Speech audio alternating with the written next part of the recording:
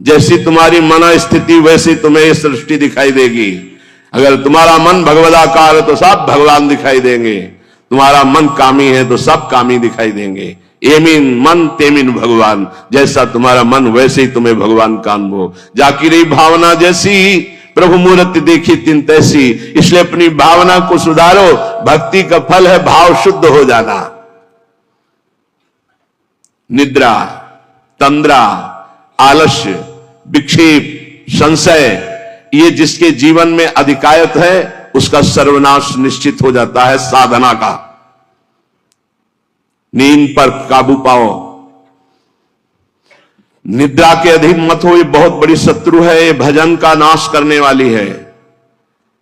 इसको मत ये सोचो कि अभी तो नई अवस्था है, नहीं, इसी अवस्था में इसको काबू पालो, नहीं तो कुछ नहीं होता। जहां देखो हम देखा है वयोवृद्ध जनों को, जिनको कहा जाता है कि अब भजन की अवस्था है, वहां देखा है बैठे बैठे बात करते करते जब देखो तब ऐसे मुंह बगाड़ दिए, लाल टपक रही, जब देखो, देखा हमने। क्योंकि हृदय मलिन है तो तमोगुण का ही राज्य रहेगा, सतोगुण थोड़ी आ जाएगा। यौवन अवस्था में निद्रा को शासन में ले ले, ए विजयी, यह अभ्यास विजयी कर देता है। निद्रा, तंद्रा, ना नींद है ना जागृत अवस्था है, वो बेशुद्ध अवस्था सी रहती है। आलस्य, किसी भी सत्कार्य के लिए अंदर उत्साह न रहना। विक्षेप, बार बार भोगों का आकर्षण होना। संशय, ये बातें बिल्कुल साधक के जीवन में नहीं होनी।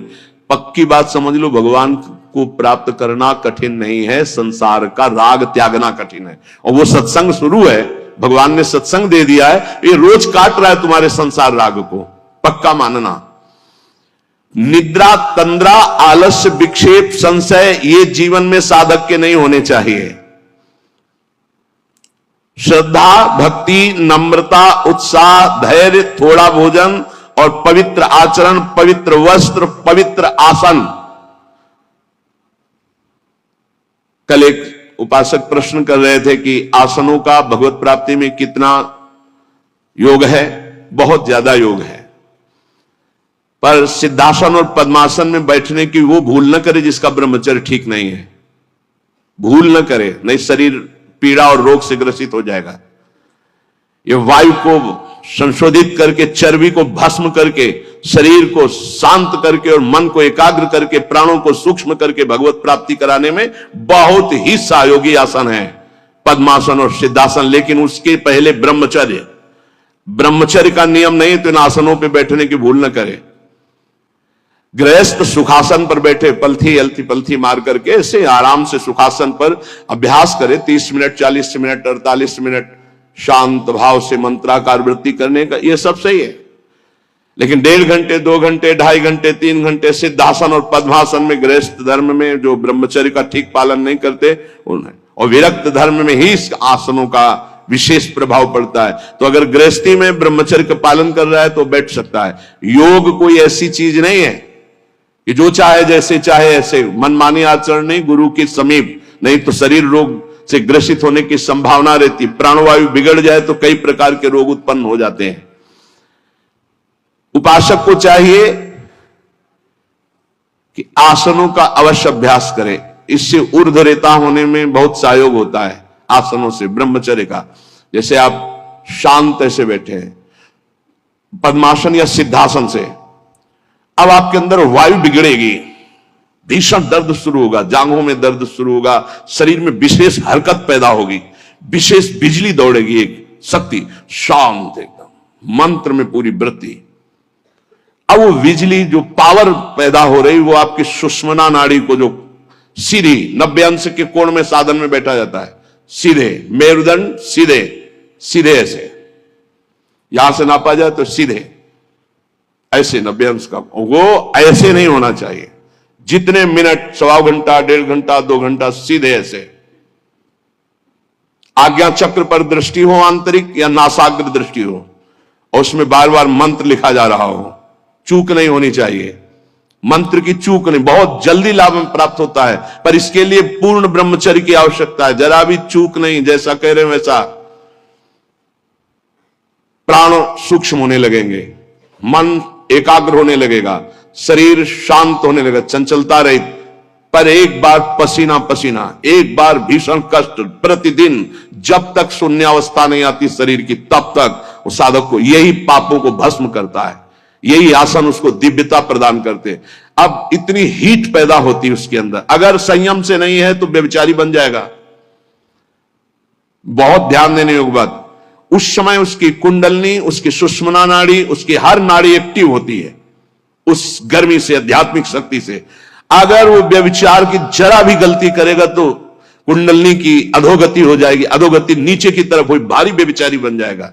ये ऊर्ध्वगामी जीव ही सुषुम्ना मार्ग संचारी, सुषुम्ना मार्ग से संचरण हुआ, आज जीवन के लिए काम रूपी वेदना से मुक्त हो जाएगा। जीव ही ऊर्ध्वरेता ब्रह्मचारी हुआ, संकल्प ही खत्म काम का, नष्ट हो जाएगा। एक ऐसी परमानंदमय स्थिति योगी की, वही सब बिना कुछ किए ये स्वाभाविक हो जाएगा यदि नाम जब श्वास प्रश्वास से किया जाए। ध्यान रखना, एक इतना कठोर और एक इतना सहज, श्वास प्रश्वास पर ध्यान है, हर समय नाम चल रहा है, वो सब बड़े शीतल प्रकृति से जागृत कर देगा। कुंडलनी जागृत हो जाएगी, सुषुम्ना मार्ग संचारी संचरण होने लगेगा। नाम जप में सब सामर्थ्य विराजमान है। ये केवल प्रवचन की बात नहीं कर रहा, अनुभव की बात कह रहा हूं। पूरे शरीर को झकझोर के रख देती जिस समय कुंडलनी जागृत होती यौगिक क्रियाओं के द्वारा, और नाम के द्वारा जब जागृत होती तो पता ही नहीं चलता कब जागृत हो गई। ये ध्यान रखो, वही नाम से ऐसे सहज में जागृत हो जाती कि उसको पता भी नहीं चलता कि हमारे अंदर कुंडलनी जागृत हो गई क्या, सुषुम्ना मार्ग खुल गया है क्या। खूब नाम में प्रीति, सदाचार पूर्वक आसनों का सेवन, ये तो सदगृहस्थ भी कह सकते। 45 मिनट आप सुखासन पर बैठने का अभ्यास करें, अगर थोड़ा भी परमार्थ पे, कम से कम 24 घंटे में 2 बार आसन में बैठने का तो अभ्यास। सुखासन ऐसे पलथी मारकर ऐसे आराम से, या अर्ध पद्मासन, एक टांग के ऊपर, बाई टांग के ऊपर दाई टांग ऐसे चढ़ा करके आराम से, ये आराम आसन है। जो वयोवृद्ध हैं थोड़ा कुर्सी या सोफा या जैसे भी बैठो, पर ऐसा नहीं कि एक एक मिनट में इधर उधर, थोड़ा सा शांत बैठने की कोशिश करो। जैसे निरंतर विषयी पुरुष विषय चिंतन करता है तो उसे विषय की आसक्ति प्राप्त हो जाती है, ऐसे भक्त जब भगवान नाम चिंतन करता है तो उसे भगवान में आसक्ति प्राप्त हो जाती है। जैसे विषयी पुरुष विषय चिंतन करता है तो विषयों में आसक्ति हो जाती है जिसमें है ही नहीं कुछ, घृणित स्थानों में आसक्ति हो जाती है। फिर सच्चिदानंद का जब चिंतन होता है तो उसमें आसक्ति हो जाए तो कैसा आनंद होगा। भगवान मेरे समीप हैं, अनुभव हो रहा है। भगवान मेरे को ऐसे 1000 हाथों से ऐसे घेरे हुए हैं। भगवान निश्चय मेरे को स्वीकार कर चुके हैं। ऐसा 3 बातें उपासक को अनुभव होने लगती हैं जिसकी शरणागति पुष्ट हो गई है।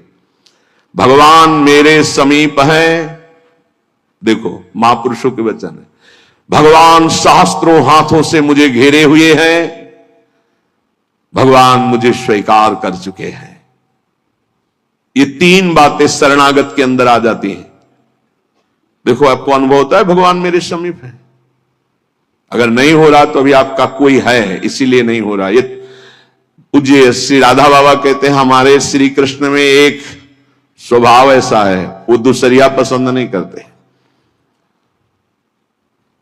वो जिसको स्वीकार करते हैं उससे अनन्यता की चाह रखते हैं। मौन, अन्य चेष्टाहीन, शरीर मन वाणी केवल आराध्य देव में, तो अनुभव होने लगेगा कैसे प्रभु हमारे समीप रहते हैं। ये कितने बड़े महापुरुषों की खुली हुई बात है। भगवान मेरे समीप हैं, भगवान मुझे शास्त्रों भुजाओं से ढके हुए हैं, मेरी रक्षा कर रहे हैं, भगवान मुझे स्वीकार कर चुके हैं। ऐसा शरणागत को अनुभव होता है। आपको यदि अनुभव नहीं हो रहा तो मौन, सारी चेष्टाएं भगवान के लिए, शरीर मन और वाणी प्रभु के चरणों में समर्पित, तो आपको अनुभव होगा प्रभु मेरे समीप है। अनुभव होता है हर उपासक को। जीवित कैसे रहे, जो भोगों से जीवित है उनकी बात अलग, जो प्रभु से जीवित है उनकी बात। कोई सोच सकता है ये तो विरक्त कर सकता है, गृहस्थ कैसे कर सकता है, तो बोले गृहस्थ संबंधी जितने कार्य वो सब प्रभु को अर्पित करो। नियम से भजन का समय रखो, इतने समय ठाकुर सेवा, इतने समय पाठ, इतने समय भजन, इतने समय ड्यूटी, इतने समय अपने कार्य। समय से सब कार्य, सांसारिक कार्यों को भी समय से करो और भगवत अर्पित करो।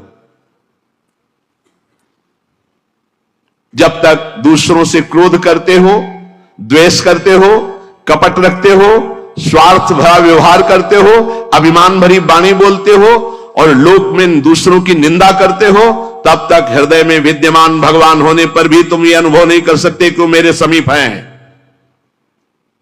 बहुत अमृतमय वचन है, पता नहीं आपको कैसे लग रहे हो। बिल्कुल अंदर का ऑपरेशन है। जब तक दूसरों से क्रोध करते हो, द्वेष करते हो, कपट भरा व्यवहार करते हो, स्वार्थ रखते हो, अभिमान भरी बात बोलते हो, दूसरों की निंदा करते हो, तो हृदय में विद्यमान रहने पर भी भगवान का अनुभव नहीं कर सकते कि वो मेरे समीप हैं। ब्रह्मचर्य में जीवन परम पुरुषार्थमय जीवन होता है। ब्रह्मचर्य ही ब्रह्म की प्राप्ति का मुख्य हेतु होता है।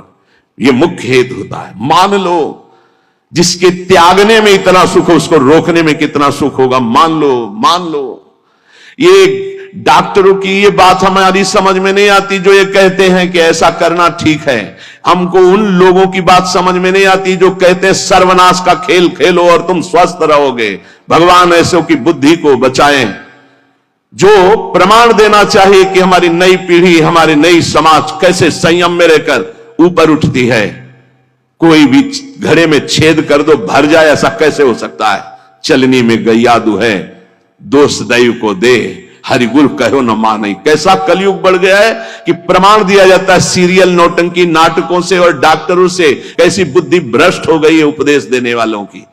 धर्म शास्त्रों की अवहेलना करके ऐसे उपदेश देने वालों को नरकी गति प्राप्त होगी, कोई भी हो। क्यों? क्योंकि वो जब ऐसा उपदेश कर रहा है तो स्वयं उसकी ऐसी धारणा है। और व्यभिचारी की गति कभी शुभ नहीं हो सकती। व्यसनी धन शुभ गति व्यभिचारी कभी नहीं हो सकती। शास्त्र मर्यादा का नाश करने वाले ऐसे लोग प्रमाण देते हैं नाटकों, नौटंकी और फिल्मों का कि ऐसा करना उस फिल्म में कहा गया, ऐसा करना उस। डॉक्टर क्या है? शरीर संबंधी अंगों का ज्ञान रखने वाला है, ना कि वो परमार्थ विजयी योद्धा है।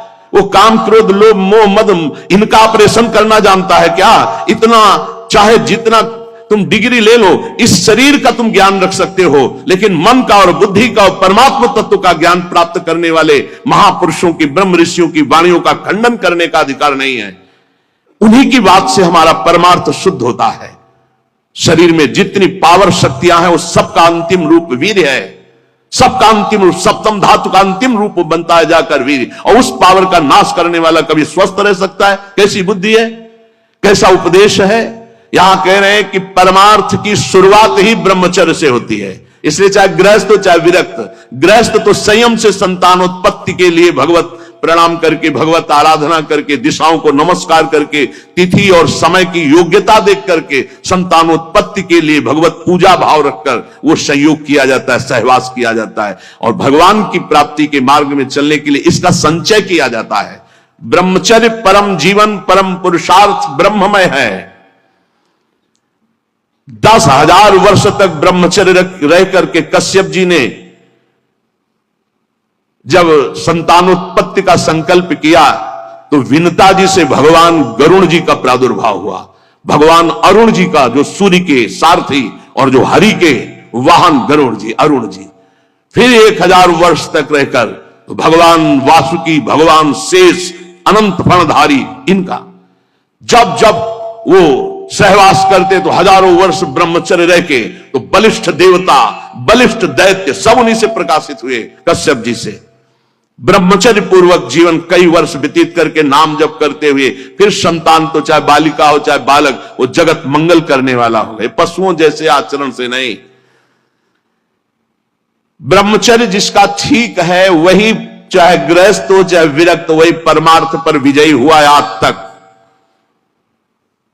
सद्भाषण, सद्विचार, सद्भावना, न्याय निष्ठा, आडंबर पाखंड का त्याग, वही जाकर के धर्मात्मा महात्मा बनता है। इसलिए भक्त को चाहिए कि ब्रह्मचर्य पर विशेष ध्यान दे और रात्रि के सोने के समय ज्यादा सावधान रहे। उस समय वेदना काम की जरूर जागृत होती है, उस समय जरूर ध्यानस्थ रहे, कीर्तन परायण रहे, नाम जप करते हुए शयन करे और शेष भाग रात्रि का भजन में व्यतीत करे। मध्य भाग शयन के लिए, शेष भाग प्रारंभ भजन और उठने के समय भजन। अब आप लोगों की तो दिनचर्या ऐसा है कि अर्धरात्रि से शुरू हो जाती, शेष भाग आने ही नहीं पा। ये जो ब्रह्म मुहूर्त समय कहा जा रहा है, इस समय तो सत्संग हो रहा है आपका। कितना सौभाग्य है कि आप उठना चाहो या ना उठना चाहो, आपकी दिनचर्या ऐसी कि आपको अगर 2:30-3 बजे नहीं उठोगे तो आप अपनी दिनचर्या नहीं कर पाओगे। कितना सौभाग्य कि श्री जी ने ऐसे हमको विवश करके साधन में लगा दिया है। विवश ना चाहे तो भी उपस्थित होना पड़ेगा। जो जबान का खूब लोभी है, भोजन का स्वाद लेने वाला, वो तमोगुणी स्वभाव का हो जाता है। वो कभी जनेंद्रिय पर विजय प्राप्त नहीं कर सकता, कभी ब्रह्मचारी नहीं हो सकता। लेकिन ये बात जितेंद्रीय महापुरुषों में परीक्षा नहीं की जा सकती। संध्या के समय भोजन करने से भजन में अरुचि पैदा हो जाती, इसलिए संध्या के समय कभी भोजन न करे। भोजन के समय नाम जप जरूर करे, क्योंकि एक एक कवल में जितना बार नाम जप करोगे शरीर में रस जाएगा, वो रस आपको भजन में बढ़ाएगा। टीवी चला के भोजन न पावे, क्योंकि टीवी का दृश्य देख के चिंतन करते हुए भोजन पाओगे तो टीवी में चल रहा है वही तुम्हारे चिंतन में चलेगा, तुम्हें परमार्थ से रहित कर देगा। अगर बहुते कुछ देखने सुनने की आदत है तो उस समय संतों के पावन चरित्रों की चर्चा सुनो, कोई कथा चलाओ, कथा सुनते हुए भोजन पाओ। अगर एकाग्रता पूर्वक भजन करने की रुचि नहीं जागृत हुई तो सत्संग सुनो, संतों के चरित्र सुनो, बड़ा प्रभाव पड़ता है। संतों की छवियां सामने रखनी चाहिए जहां भोजन पाने का हो, कुछ सदुपदेश सामने रखने चाहिए। अपने आप तो बड़ा मंगलमय है, राधा राधा ऐसा नाम चलता रहता है। एक दिन सबके बीच में पाया, बड़ा सुख मिला कि नाम चलता रहता है, आप लोगों के कान में नाम गूंज रहा है। भोजन के पहले हाथ और पैर अच्छे से धो लेना चाहिए। लांग बूट पहन करके भोजन पाते हैं तो पैर क्या धोएंगे। होटल में गए ऐसे जूता पहने ऐसे, अरे पवित्रता जितना रखोगे उतनी बुद्धि शुद्ध होगी। अब तुम खड़े हो बॉर्डर पे, वो बात अलग है सैनिक रूप में, लेकिन सब सैनिक है थोड़ी है। भोजन पहले कैसे पाते थे हम आपको कैसे बताएं, आप हंसोगे गांव की बात सुन करके। जब भोजन पाने जाते थे तो ऊपर के वस्त्र उतार दिए जाते थे। जो पुराने जन गांव के वो भले जानते हो, आज के आधुनिक क्या जानेंगे। नीचे धोती कांच, पैर हाथ धो के कुल्ला करके, पाटा लकड़ी का उसको धो करके, नीचे ऐसे चौका लगा हुआ है, फिर आते थे। स्टील के पात्र प्रयोग नहीं हो सकते रसोई में या कहीं भी नहीं, कांसे के फूल के ऐसे पात्र होते। जब प्रसाद ऐसे भोग सामने आता तो फिर थोड़ा सा अंगार रख करके 5 कवल वहां स्वाहा स्वाहा, और फिर उसको तब जाकर, ये किसान की बात कह रहे हैं, घर गृहस्थी की बात कर, कोई साधु महात्मा की बात नहीं कह रहे, घर गृहस्थी की। उस समय कोई बोल नहीं सकता, कोई छू नहीं सकता। ऐसे पवित्र, तब विचार पवित्र होते, तब उनके चिंतन में सत्य धर्म ऐसे आचरण है। पशुता का कौन बना रहा है, कैसा बना रहा है, कोई मतलब नहीं, खाए जा रहे हैं, बस चर्बी बढ़ी जा रही है, पेट जो है झुकने लायक नहीं रह गया है। 4 सीढ़ी चढ़े तो नए नए बच्चे होश में। ये ज्यादा मोटापा जो चर्बी का है, ये बाहरी होटलों वाले भोजन में सब नहीं। हर साधक को 2-4 किलोमीटर दौड़ लगानी चाहिए, 40 मिनट व्यायाम करना चाहिए। व्यायाम जरूरी, शरीर को थकाना ब्रह्मचर्य के लिए आवश्यक है। अब ना मानो तो भगवान जाने, आप क्या करें, कह ही सकते हैं। रसास्वादन के लोभ से जो भोजन किया जाता है वह ब्रह्मचर्य में बड़ा हानिकारक होता है। इंद्रियां वश में नहीं होती, तमोगुण बढ़ जाता है। संध्या के समय भोजन नहीं करना चाहिए, भोजन के समय भाषण नहीं करना चाहिए। हाथ पैर धो करके पवित्र भाव से उत्तर या पूर्व की तरफ मुख करके नाम जप करते हुए भोजन प्रसाद पाना चाहिए। उत्तर या पूर्व की तरफ मुख करके जो भोजन पाते समय आप चिंतन करोगे उसका 24 घंटे प्रभाव रहेगा, इसलिए नाम जप जरूर करें। कुचिंता, कुप्रवृत्ति, कुसंग ये भोजन से बढ़ जाते हैं। भोजन के समय किसी द्वेषी पुरुष का चिंतन करके जलते हुए पा रहे हो, पूरा 24 घंटे विक्षेप पैदा करेगा। इसीलिए कहा भक्तों के चरित्र जरूर, या कोई सत्संग या भगवान नाम कीर्तन या ऐसे कोई भगवत भक्तों की अंदर से चिंतन वृत्ति रखते हुए भोजन के समय बहुत सावधान। भोजन 24 घंटे के लिए रक्त बनाने वाला पदार्थ जा रहा है, उस समय बहुत बढ़िया चिंतन करते हुए पाना चाहिए।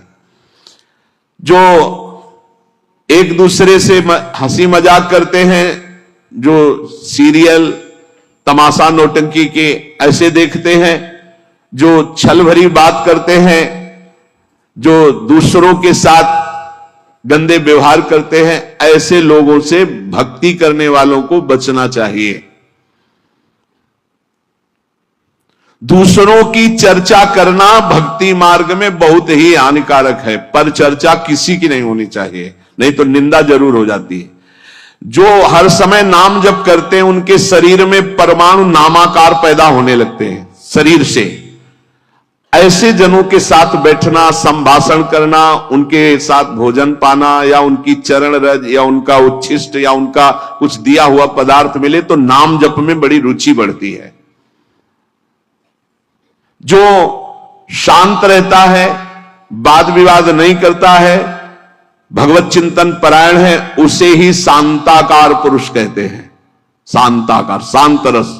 वहीं से जो तीर्थों में भ्रमण करता है उसकी चित्त वृत्ति बहुत जल्दी शुद्ध होती है, पर कुभावना और पाप आचरण का त्याग करके तीर्थ भ्रमण। ये बात तुम्हारे मन में कभी नहीं आनी चाहिए कि मैं दुर्बल हूं, मैं गृहस्थ हूं, ये नहीं आनी चाहिए। जब कोई कहता मैं गृहस्थ हूं तो उसी समय कहते ये बोलो मैं भगवान का हूं पर गृहस्थी धर्म से युक्त हूं, ये बोलो। आधी बात क्यों बोलते हो? तुम गृहस्थ हो, आधी बात है। पूरी बात है तुम श्री भगवान के हो पर तुम्हारा गृहस्थ धर्म है। जैसे हम प्रियाजू के हैं पर हमारा विरक्त धर्म है। आप प्रियाजू के हो, आपका गृहस्थ धर्म है। दोनों अपने अपने धर्म का पालन करके प्रियाजू को प्राप्त होंगे। मैं बहुत नीच हूं, दुर्बल हूं, अपवित्र हूं, ये सब बातें केवल बोलने की बात है। अंदर से बात रहती मैं प्रियाजू को हूं, जैसा भी हूं प्रियाजू का हूं। ज्यादा इनका प्रभाव ना पड़ने पावे अंदर, नहीं तो फिर निरुत्साहित हो जाओगे। नहीं, जैसा भी हूं प्रियाजू का हो। ये मन की दुर्बलता भजन से हटती है, धैर्य एवं उत्साह बढ़ने लगता है जिसका नाम जब चलता है। भक्त वही जो केवल गुरुदेव वाक्य और भगवत वाक्य पर विश्वास रखता है, अन्य नहीं। गुरुदेव के वचन और भगवान के वचन बस। ये काम क्रोध की तरंगे मन में उठती हैं, चिंता मत करो, नाम जप करो, गुरुदेव के वाक्य पर विश्वास रखो, शांत हो जाएंगी।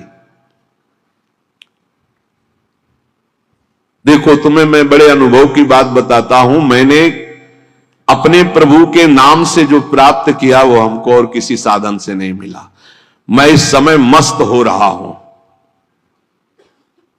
महात्मा श्री हरनाथ ठाकुर जी नाम के एक बहुत बड़े संत हुए। मैं तुम्हें अपने जीवन के अनुभव की बात बताता हूं। मैं इस समय बहुत मस्त हो रहा हूं नाम जप के द्वारा। कभी भी मैंने सूचि और असुचि का विचार नहीं आने दिया। सूचि माने होता पवित्रता, असुचि माने होता अपवित्रता, कि अपवित्र हूं कि पवित्र हूं, इसका विचार नहीं आने दिया। हर समय नाम जप चलता रहा है। तुम्हें सच्ची बतावें, यहां ना कुछ पवित्र है ना अपवित्र है। देखो कैसा मन का नाटक है।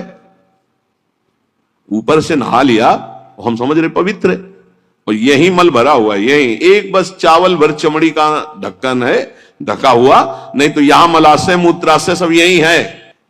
भला क्या पवित्र हो गया? ऊपर से पानी डाल, रेशम के थैले में बिष्ठा भर लो और ऊपर से उसको नहा दो, पवित्र हो जाएगा क्या? अगर तुम्हें पता है कि इसमें बिष्ठा भरा है, छूओगे उसे और इसमें भरा है।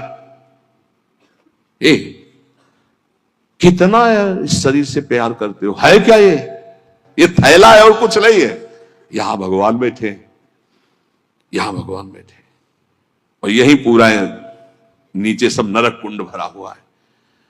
भगवान से हमारा कोई संबंध है जिनकी हम खोज कर रहे हैं, कभी स्त्री में, कभी पुत्र में, कभी परिवार में, कभी मित्र में। हम उन्हीं की खोज कर उसी प्यारे से प्यार करना चाहते, पर समझ नहीं पाते इन शरीरों की आड़ में वो बैठा है, शरीरों से प्यार कर बैठते हैं, और वो जो बैठा है उससे कोई मतलब नहीं रह जाता, इसलिए हर बार खाली हाथ हो जाते हैं।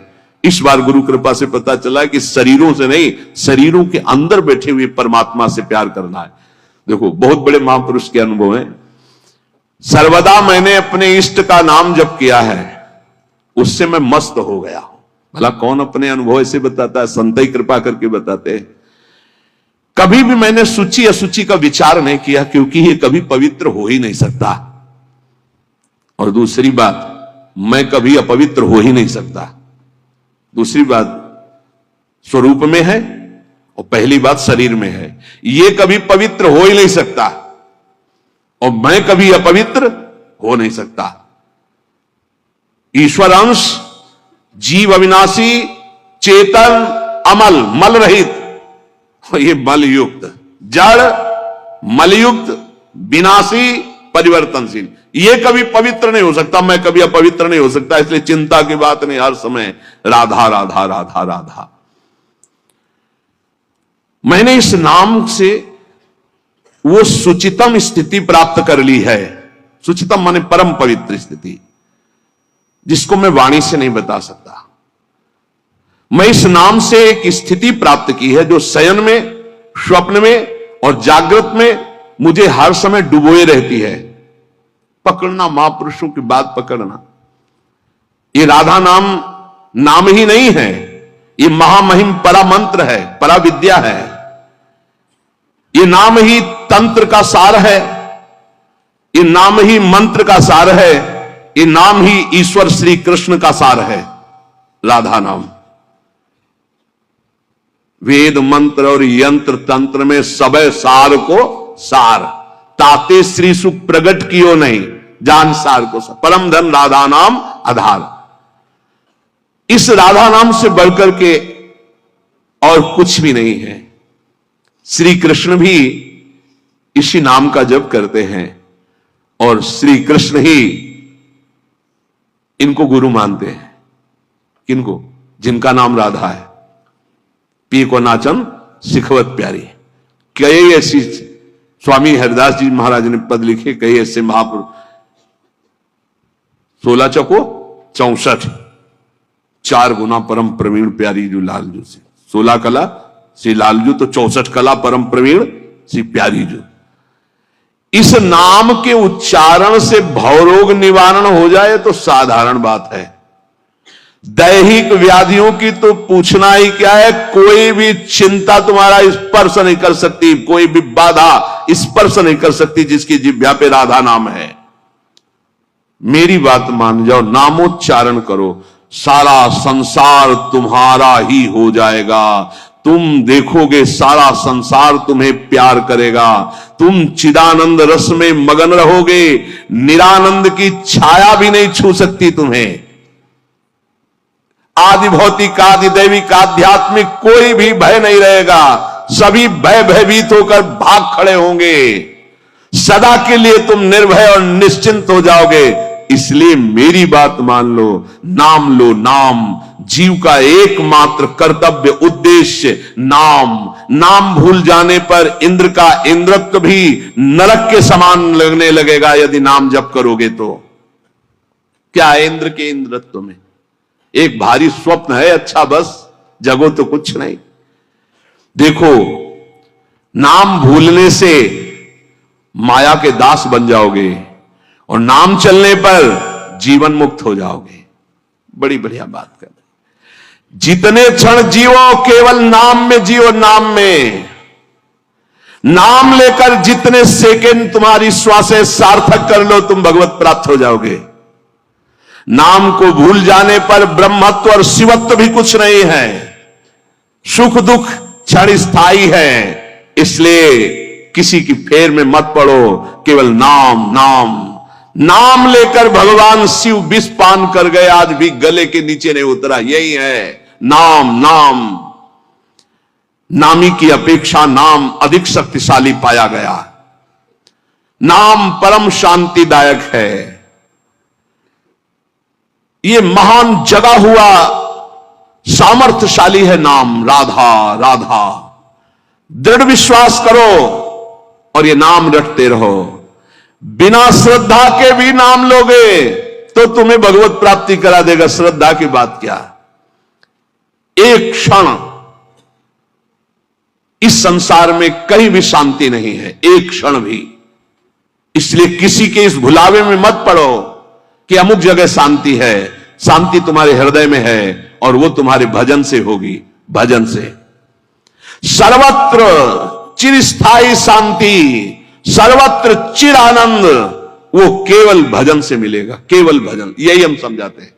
जब एकांतिक में प्रश्न होता तो यही कहते हैं, कहीं भाग के चले जाओ शांति मिले तो बताना। तुम कितना भागोगे, यहां बचपन से भाग रहे हैं। शांति यहां मिली है, यहां छाती में, छाती में शांति मिली है। कब? जब गुरुजनों ने जो मंत्र दिया, नाम दिया, उसका प्रभाव।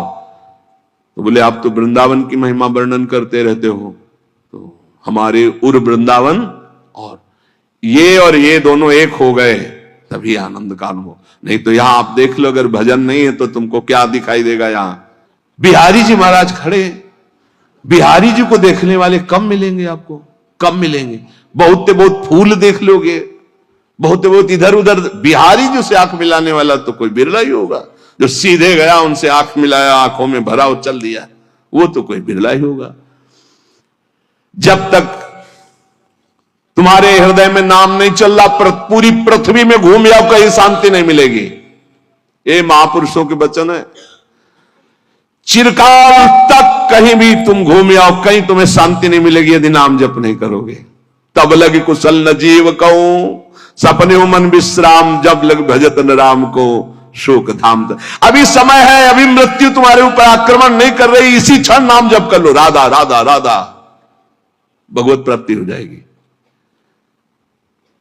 हमारी बात को अच्छे से समझ लो। भगवत प्राप्ति कल के लिए नहीं है, आज से है भगवत प्राप्ति, अभी से है। नारायण बोला पुत्र के बहाने से भगवत प्राप्ति हो गई, तुम जानबूझ के राधा बोल रहे, तुम्हें भगवत प्राप्ति नहीं होगी। अरे विश्वास करो भाई। इसलिए मैं कहता हूं, हमें बहुत दिन जीने की आशा नहीं रखनी। 2 मिनट जीऊं, 2 दिन जीऊं, 2 महीने जीऊं, राधा राधा कह के जीऊं, इसी से भगवत प्राप्ति हो जाएगी। अब क्या चिंता है, मरने का भी डर नहीं। अभी मर जाऊं, राधा गए श्री जी के पास, जो जन्म जन्म मुनि जतन कराई वो अभी काम बन जाएगा। मैं बार बार इसीलिए नाम जप की बात कहता हूं कि हमारी अंतिम श्वास नाम में जाए। दया में प्रभु से हम यही प्रार्थना करते हैं कि हमारी बात समझ में आ जाए सबको, कि वो नाम जप करना शुरू कर दें। नाम जैसा अपना कोई मित्र नहीं है। नाम सदा के लिए हमारे जिह्वा पे विराजमान है। सुख दुख पुत्र परिवार ये सब भूल भुलैया है, कोई हमारा नहीं है, नाम हमारा है। राधा राधा राधा, नाम न भूलना। श्री कृष्ण की सारी शक्तियां इसी नाम पर विराजमान है। ये आधार है, ये बीज है स्वरूप। ये नाम विश्व का बीज है। काय मनोवाक्य से नाम को ग्रहण करो, परम कर्तव्य की पूर्ति हो जाएगी, सारे ऋणों से मुक्त हो जाओगे। नाम